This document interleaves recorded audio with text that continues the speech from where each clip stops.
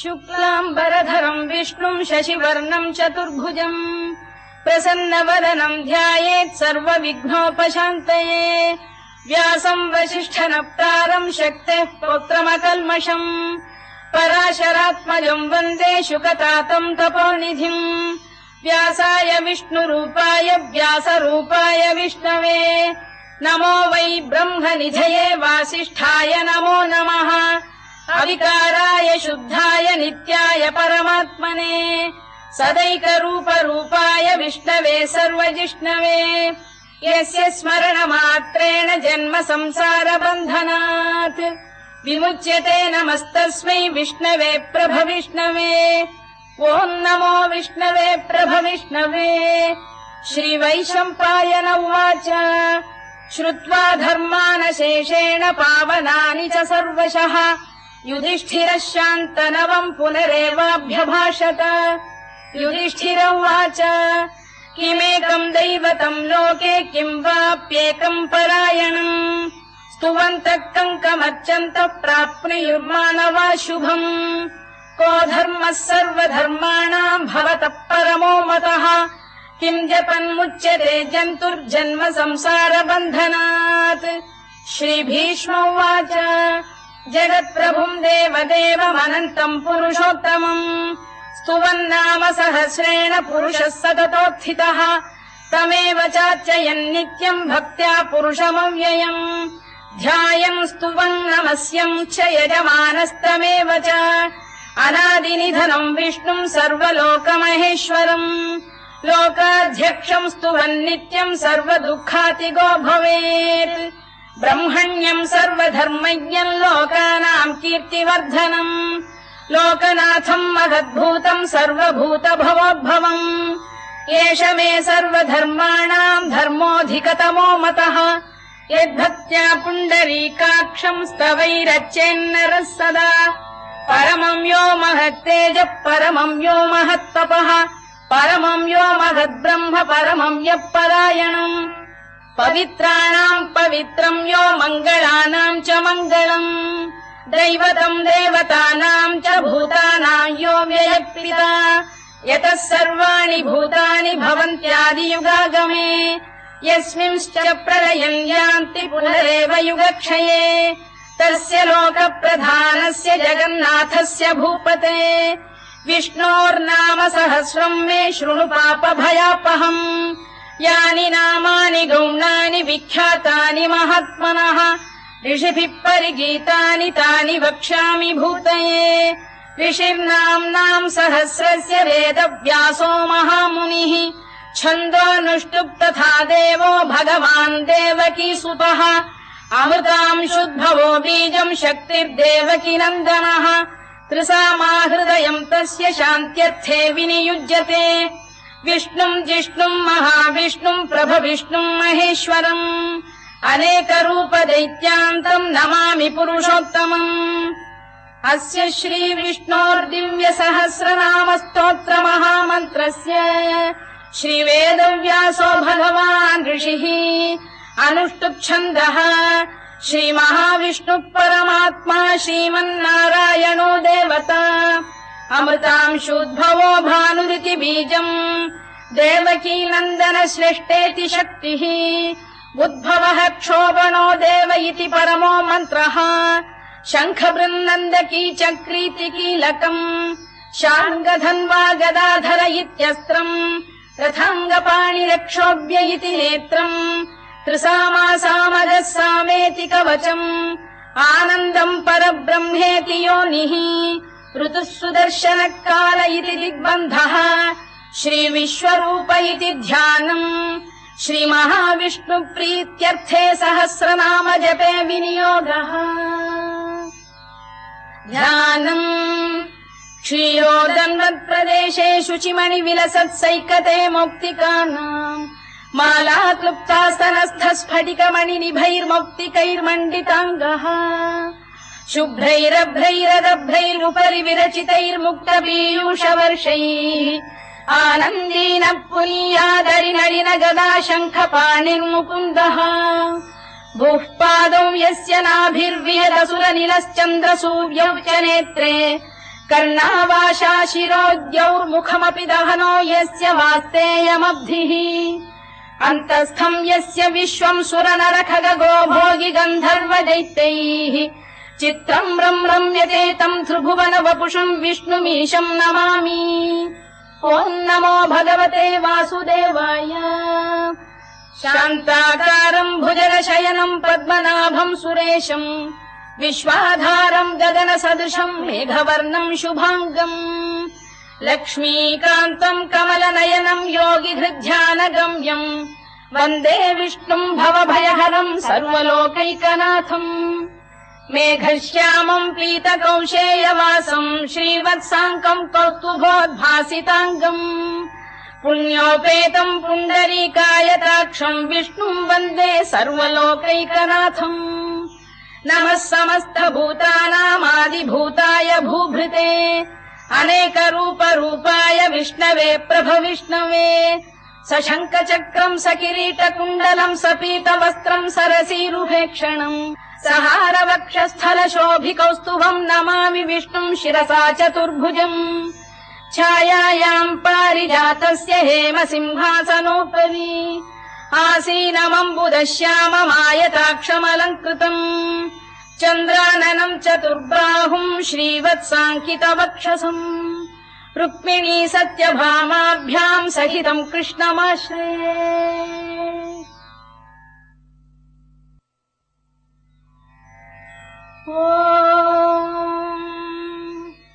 विश्वम् विष्णुर्वषत्कारो भूतभव्य भवत्प्रभुः भूतकृद्भूतभृद्भावो भूतात्मा भूतभावनः भूतात्मा परमात्मा च मुक्तानाम् परमागतिः अव्ययः पुरुषः साक्षी क्षेत्रज्ञोऽक्षर एव च योगो योगविदाम् नेता प्रधानपुरुषेश्वरः नारसिंहवपुः श्रीमान् केशवः पुरुषोत्तमः सर्वः शर्वः शिवस्थाणुर्भूतादिर्निधिरव्ययः सम्भवो भावनो भर्ता प्रभवः प्रभुरीश्वरः स्वयम्भूः शम्भुरादित्यः पुष्कराक्षो महास्वनः अनादिनिधनो धाता विधाता धातुरुत्तमः अप्रमेयो ऋषिकेश पद्मनाभोऽमरप्रभुः विश्वकर्मा मनुस्पष्टा स्थविष्ठस्थविरो ध्रुवः अग्राह्यः शाश्वतः कृष्णो लोहिताक्षप्रदर्दनः प्रभूतस्त्रिककुब्धाम पवित्रम् मङ्गलम् परम् ईशान प्राणद प्राणो ज्येष्ठः श्रेष्ठः प्रजापतिः हिरण्यगर्भो भूगर्भो माधवो मधुसूदनः ईश्वरो विक्रमी धन्वी मेधावी विक्रमक्रमः अनुत्तमो दुराधर्ष्य कृतज्ञ कृतिरात्मवान् सुरेशः शरणम् शर्म विश्वरेता प्रजाभवः अधः संवत्सरो व्याल प्रत्ययः सर्वदर्शनः अजः सर्वेश्वरः सिद्धः सिद्धिः सर्वादिरच्युतः वृषाकपिरमेयात्मा सर्वयोगविनिसृतः वसुर्वसुमनः सत्यः समात्मा संमितः समः अमोघः पुण्डरीकाक्षो वृषकर्मा वृषाकृतिः रुद्रो बहुशिरा बभ्रुर्विश्वयोनिः शुचिश्रवाः अमृतः शाश्वतस्थाणुर्वरारोहो महातपाः सर्वगः सर्वविद्भानुर्विश्वक्सेनो जनार्दनः वेदो वेदविदव्यङ्गो वेदाङ्गो वेदवित्कविः लोकाध्यक्षः सुराध्यक्षो धर्माध्यक्षकृताकृतः चतुरात्मा चतुर्व्यूहश्चतुर्दंष्टश्चतुर्भुजः भ्राजिष्णुर्भोजनम् भोक्ता सहिष्णुर्जगदादिजः अनघो विजयो जेता विश्वयोनिः पुनर्वसुः उपेन्द्रो वामनः प्रांशुरमोघः शुचिरूर्जितः अतीन्द्रः सङ्ग्रहः सर्गो धृतात्मा नियमो यमः वेद्यो वैद्यः सदा योगी वीरः माधवो मधुः अतीन्द्रियो महामायो महोत्साहो महाबलः महाबुद्धिर्महावीर्यो महाशक्तिर्महाद्युतिः अनिर्देश्य वपुः श्रीमान् अमेयात्मा महादृधृत् महेश्वासो महीभर्ता श्रीनिवासः सताङ्गतिः अनिरुद्धः सुरानन्दो गोविन्दो गोविदाम्पतिः मरीचिर्दमनो हंसः सुपर्णो भुजगोत्तमः हिरण्यनाभः सुतपाः पद्मनाभः प्रजापतिः अमृत्युः सर्वदृक्सिंहः सन्धाता सन्धिमान् स्थिरः अजो दुर्मर्षणः शास्ता विश्रुतात्मा सुरारिः गुरुर्गुरुतमो धाम सत्यः सत्यपराक्रमः निमिषो निमिषस्रग्वी वाचस्पतिरुदारधीः अग्रणी ग्रामणी श्रीमान् न्यायो नेता समीरणः सहस्रमूर्धा विश्वात्मा सहस्राक्षः सहस्रपात् आवर्तनो निवृत्तात्मा संवृतः सम्प्रमर्दनः अधः संवत्तको वह्निरनिलो धरणीधरः सुप्रसाद प्रसन्नात्मा विश्वधृक् विश्वभुग्विभुः सत्कर्ता सत्कृतः साधुर्जह्नुर्नारायणो नरः असङ्ख्येयो प्रमेयात्मा विशिष्टः शिष्टकृच्छुचिः सिद्धार्थ सिद्ध सङ्कल्पः सिद्धिदः सिद्धिसाधनः वृषाही वृषभो विष्णुर्वृषपर्वा वृषोदरः वर्धनो वर्धमानश्च विविक्तः श्रुतिसागरः सुभुजो दुर्धरो वाग्मी महेन्द्रो वसुदो वसुः नैकरूपो बृहद्रूपः शिपिविष्टप्रकाशनः ओजस्तेजोद्युतिधर प्रकाशात्मा प्रतापनः वृद्धस्पष्टाक्षरो मन्त्रश्चन्द्रांशुर्भास्करद्युतिः अमृतांशुद्भवो भानुः शशबिन्दुः सुरेश्वरः औषधम् जगतः सेतुः सत्यधर्मपराक्रमः भूतभव्य भवन्नाथ पवनः पावनो नलः कामः कामकृत्कान्तः कामः कामप्रदप्रभुः युगादिकृद्युगावर्तो नैकमायो महाशनः अदृश्यो व्यक्तरूपश्च सहस्रजिदनन्तजित् इष्टो विशिष्टः शिष्टेष्टः शिखण्डी नघुषो वृषः क्रोधः क्रोधकृत्कर्ता विश्वबाहुर्महीधरः अच्युत प्रथित प्राण प्राणदो वासवानुजः अपां निधिरधिष्ठानमप्रमत्त प्रतिष्ठितः स्कन्द स्कन्दधरो धुर्यो वरदो वायुवाहनः वासुदेवो बृहद्भानुरादिदेवः पुरन्दरः अशोकस्तारणस्तारः शूरः शौरिर्जनेश्वरः अनुकूलः शतावर्तः पद्मी पद्मनिभेक्षणः पद्मनाभोरविन्दाक्षः पद्मगर्भः शरीरभृत् महर्धिर्वृद्धो वृद्धात्मा महाक्षो गरुडध्वजः अतुलः शरभो भीमः समयज्ञो हविर्हरिः सर्वलक्षणलक्षण्यो लक्ष्मीवान् समितिञ्जयः विक्षरो रोहितो मार्गो हेतुर्दामोदरः सः महीधरो महाभागो वेगवानमिताशनः उद्भवः क्षोभणो देवः श्रीगर्भः परमेश्वरः करणम् कारणम् कर्ता विकर्ता गहनो गुहः व्यवसायो व्यवस्थानः संस्थानस्थानदो ध्रुवः परधिः परमस्पष्टः तुष्टः पुष्टः शुभेक्षणः रामो विरामो विरतो मार्गो नेयोनयोनयः वीरः शक्तिमताम् श्रेष्ठो धर्मो धर्मविदुत्तमः वैकुण्ठः पुरुष प्राण प्राणद प्रणव पृतुः हिरण्यगर्भः शत्रुघ्नो व्याप्तो वायुरधोक्षजः ऋतुः सुदर्शनकालः परमेष्ठी परिग्रहः उग्रः संवत्सरो दक्षो विश्रामो विश्वदक्षिणः विस्तारस्थावरस्थाणुप्रमाणम् बीजमव्ययम् अर्थोऽनर्थो महाकोशो महाभोगो महाधनः अनिर्विण्णस्थविष्ठो भूर्धर्मयूपो महामखः नक्षत्रनेमिर्नक्षत्री क्षमः क्षामः समीहनः यज्ञयुज्यो महेद्यश्च क्रतुः सत्रम् सताम् गतिः सर्वदर्शी विमुक्तात्मा सर्वज्ञो ज्ञानमुत्तमम् सुव्रतः सुमुखः सूक्ष्मः सुघोषः सुखदः सुहृद् मनोहरो जितक्रोधो वीरबाहुर्विदारणः स्वापन स्ववशो व्यापी नैकात्मा नैककर्मकृत् वत्सरो वत्सलो वत्सी रत्नगर्भोधनेश्वरः धर्मकृद्धर्मकृद्धर्मी सदसक्षरमक्षरम् अविज्ञाता सहस्रांशुर्विधाता कृतलक्षणः गभस्तिनेमिः सत्तस्तः सिंहो भूतमहेश्वरः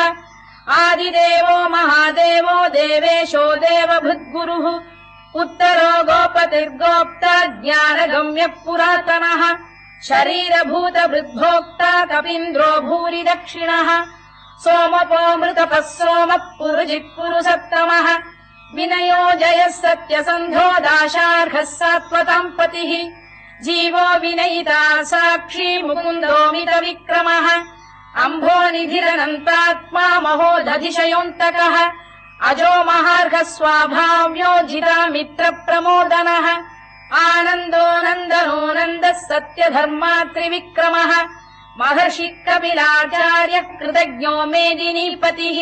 त्रिपदस्त्रिदशाध्यक्षो महाशृङ्गकृतान्तकृत् महावराहो गोविन्दः सुषेणः कनकाङ्गनी गुह्यो गभीरो गहनो गुप्तश्चक्रगदाधरः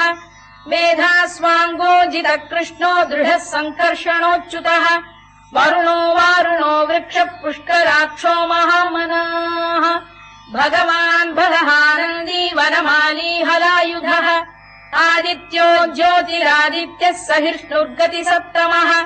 सुधन्वाखण्ड परशुर्दारुणो द्रविणप्रदः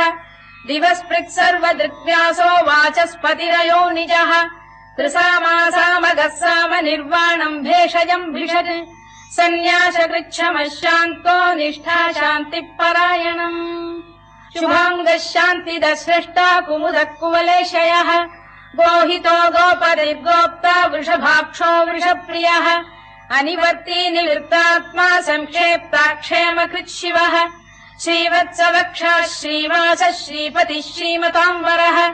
श्रीरः श्रीशः श्रीनिवासः श्रीनिधिः श्रीविभावनः श्रीधर श्रीकर श्रेयः श्रीमान् लोकत्रयाश्रयः स्वक्षः स्वङ्गः शतानन्दो नन्दिर्ज्योतिर्गणेश्वरः विजितात्मा विधेयात्मा सत्कीर्तिश्छिन्न संशयः उदीर्णः सर्वतश्चक्षुरनीशः शाश्वतः स्थिरः भूषयो भूषणो भूतिर्विशोकः शोकनाशनः अर्चिष्मानर्चितः कुम्भो विशुद्धात्मा विशोधनः अनिरुद्धो प्रतिरथ प्रद्युम्नोमित विक्रमः कालनेमिनिहा वीरः शौरिः शूरजनेश्वरः त्रिलोकात्मा त्रिलोकेशः केशवः केशिहा हरिः कामदेवः कामपालः कामी कान्तकृतागमः अनिर्देश्य वपुर्विष्णुर्वीरोऽनन्तो धनञ्जयः ब्रह्मण्यो ब्रह्मकृद्ब्रह्मा ब्रह्म ब्रह्म विवर्धनः ब्रह्म विब्राह्मणो ब्रह्मी ब्रह्मज्ञो ब्राह्मण प्रियः महाकमो महाकर्मा महातेजा महोरगः महाक्रतुर्महायज्वा महायज्ञो महाहविः स्तव्यस्तव प्रियस्तोत्रम् स्तुतिस्तोतारण प्रियः पूर्णः पूरयिता पुण्यः पुण्यकीर्तिरनामयः मनोजवस्तीर्थकरो वसुरेता वसुप्रदः वसुप्रदो वासुदेवो वसुर्वसुमनाहविः सद्गतिः सत्कृतिः सत्ता सद्भूतिः सत्परायणः शूरसेनो यदुश्रेष्ठः सन्निवासः सुयामुनः भूतावासो वासुदेवः सर्वासु निलयो नलः दर्पः दर्पदो दृप्तो दुर्धरोऽथा पराजितः विश्वमूर्तिर्महामूर्तिर्दीप्तमूर्तिरमूर्तिमान् अनेकमूर्तिरव्यक्तः शतमूर्तिः शताननः एकोनैकः सबक्कः किम् यत्तत्पदमनुत्तमम् लोकबन्धुर्लोकनाथो माधवो भक्तवत्सलः सुवर्णवर्णो हेमाङ्गो वराङ्गश्चन्दनाङ्गदी वीरः विषमः शून्यो घृता क्षीरचरश्चरः अमानी मानदो मान्यो लोकस्वामी त्रिलोकधृत् सुमेधा मेधजो धन्यः सत्यमेधाधराधरः तेजो वृषोद्युतिधरः सर्वशत्रभृताम्बरः प्रग्रहो निग्रहो व्यग्रो नैकशृङ्गो गदाग्रजः चतुर्मूर्तिश्चतुर्बाहुश्चतुर्व्यूहश्चतुर्गतिः चतुरात्मा चतुर्भावश्चतुर्वेदविदेकपात् समावर्तो निवृत्तात्मा दुर्जयो दुरतिक्रमः दुर्लभो दुर्गमो दुर्गो दुरावासो दुरारिः शुभाङ्गो लोकसारङ्गः सुतन्तुस्तन्तु वर्धनः इन्द्रकर्मा महाकर्मा कृतकर्मा कृतागमः उद्भवः सुन्दरः सुन्दो रत्ननाभः सुलोचनः अर्को वाजसनः शृङ्गी जयन्तः सर्वविजयी सुवर्णबिन्दुरक्षोभ्यः सर्ववागीश्वरेश्वरः महाह्रदो महागर्तो महाभूतो महानिधिः कुमुद कुन्दर कुन्द पर्जन्यः पावनो निलः अमृताशोऽमृतवपुः सर्वज्ञः सर्वतोमुखः सुलभः सुव्रतः सिद्धः शत्रुजिच्छत्रुतापनः न्यग्रोधोदुम्बरोश्चतश्चाणूरान्ध्रैषूदनः सहस्रार्चिः सप्तजिह्वः सप्तैधा सप्तवाहनः अमूर्तिरनघोचिन्त्यो भयगृद्भयनाशनः अणुबृहत्कृशस्थूलो गुणभिर्निर्गुणो महान् अधृतस्वधृतस्वास्य प्राग्वंशो वंशवर्धनः भारभृत्कथितो योगी योगीशः सर्वकामदः आश्रमश्रमणः क्षामः सुपर्णो वायुवाहनः धनुर्धरो धनुर्वेदो दण्डो दमयिता दमः अपराजितः सर्वसहो नियन्ता नियमो यमः सत्त्ववान् सात्विकः सत्यः सत्यधर्मपरायणः अभिप्रायप्रियार्होः प्रियकृत्प्रीतिवर्धनः विहाय सगतिर्ज्योतिः सुरुचिर्कुतभुग्विभुः रविर्विरोचनः सूर्यः सवितारविलोचनः अनन्तो हुतबुद्भोक्ता सुखदो नैकजोऽग्रजः अनिर्विण्णः सदामर्षी लोकाधिष्ठानमद्भुतः सनात्सनातनतमः कपिलः कपिरव्ययः स्वस्तिदः स्वस्तिकृत् स्वस्ति स्वस्ति भुक् स्वस्ति दक्षिणः अरौद्रः कुण्डली चक्री विक्रम्यूर्जितशासनः शब्दातिकः शब्दसः शिशिरः शर्वरीकरः अक्रूरपेशलो दक्षो दक्षिणः क्षमिणाम्बरः विद्वत्तमो वीतभयः पुण्यश्रवणकीर्तनः उत्तारणो दुष्कृतिः पुण्यो दुःस्वप्ननाशनः वीरः रक्षणः सन्तो जीवनः पर्यवस्थितः अनन्तरूपोऽनन्तः श्रीर्जितमन्युर्भयापहः चतुरश्रो गभीरात्मा विदिशो व्यादिशो दिशः अनादिर्भूर्भुवो लक्ष्मी सुवीरो रुचिराङ्गदः जननो जनजन्मादिर्भीमो भीमपराक्रमः आधारनिलयो धाता पुष्पहास प्रजागरः ऊर्ध्वगः सत्पथाचार प्राणदः प्रणवप्रणः प्रमाणम् प्राणनिलय प्राणभृत्प्राणजीवनः तत्त्वम् तत्त्वविदेकात्मा जन्म मृत्युजरातिगः भूर्भुवः स्वस्तरुस्तारः सविता प्रपितामहः यज्ञो यज्ञपतिर्यज्वा यज्ञाङ्गो यज्ञवाहनः यज्ञभृद्यज्ञकृद्यज्ञी यज्ञभुग्यज्ञसाधनः यज्ञान्तकृद्यज्ञगुह्यमन्नमन्नाद एव च आत्मयोनिः स्वयम् जातो वैखानः सामगायनः देवकीनन्दनः स्रष्टा क्षितीशः पापनाशनः शङ्खबृन्नन्दकी चक्री शार्ङ्गधन्वा गदाधरः तथाङ्गपाणिरक्षोभ्यः सर्वप्रहरणायुधः सर्वप्रहरणायुधवो नम इति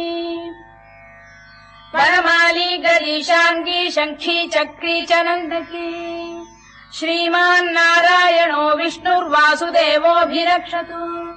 वनमाली गरीशाङ्गी शङ्खी चक्री च नन्दकी श्रीमान्नारायणो विष्णुर्वासुदेवोऽभिरक्षतु वनमाली गरीशाङ्गी शङ्खी चक्री च नन्दकी श्रीमान्नारायणो विष्णुर्वासुदेवोऽभिरक्षतु इतीदम् कीर्तनीयस्य केशवस्य महात्मनः नाम्नाम् सहस्रम् दिव्यानामशेषेण प्रकीर्तितम् य इदम् शृणुयान् नित्यम् यश्चापि परिकीर्तयेत् नाशुभम् प्राप्नुयात् किञ्चित् सोमुत्रेह च मानवः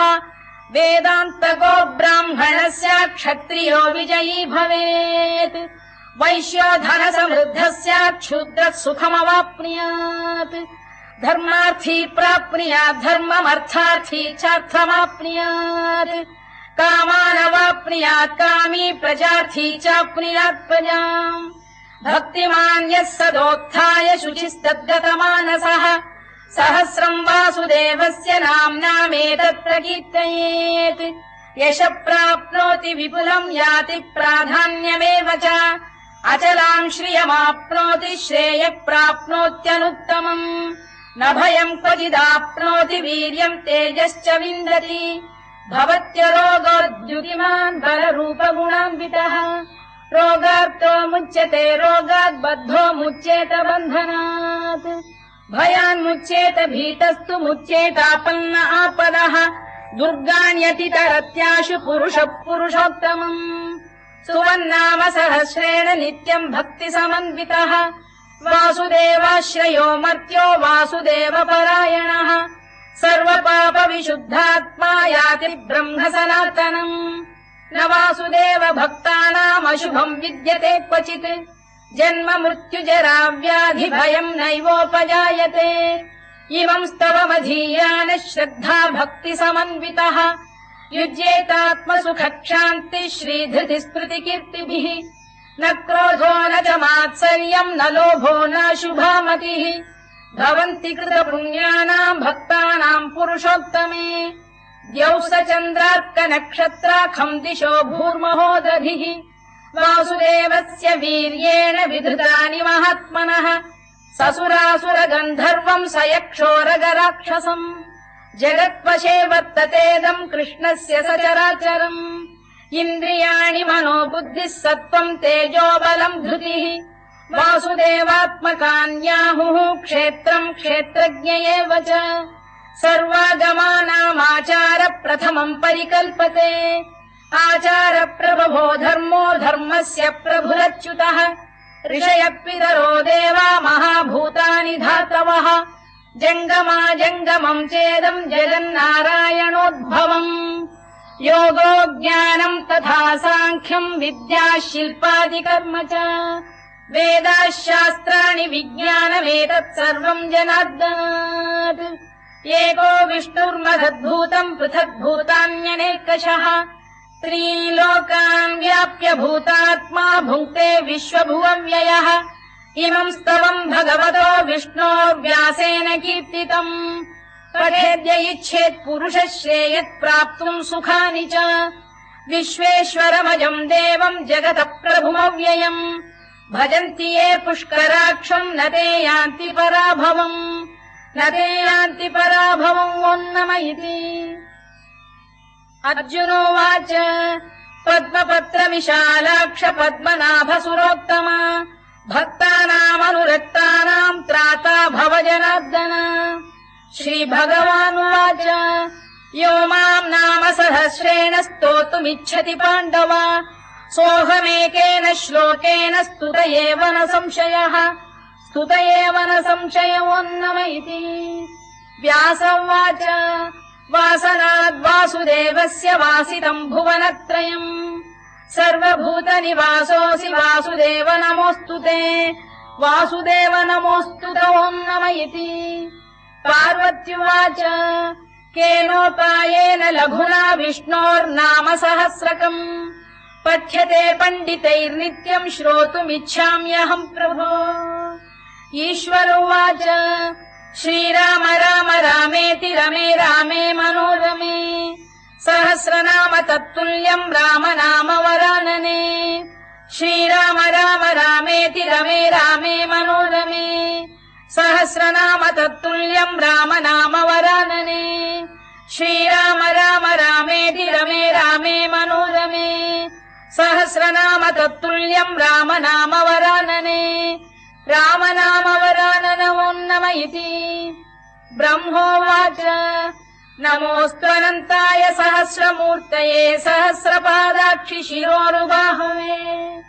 सहस्रनाम्ने पुरुषाय शाश्वते सहस्रकोटियुगधारिणे नमः सहस्रकोटियुगधारिणे नम ओन्नम इति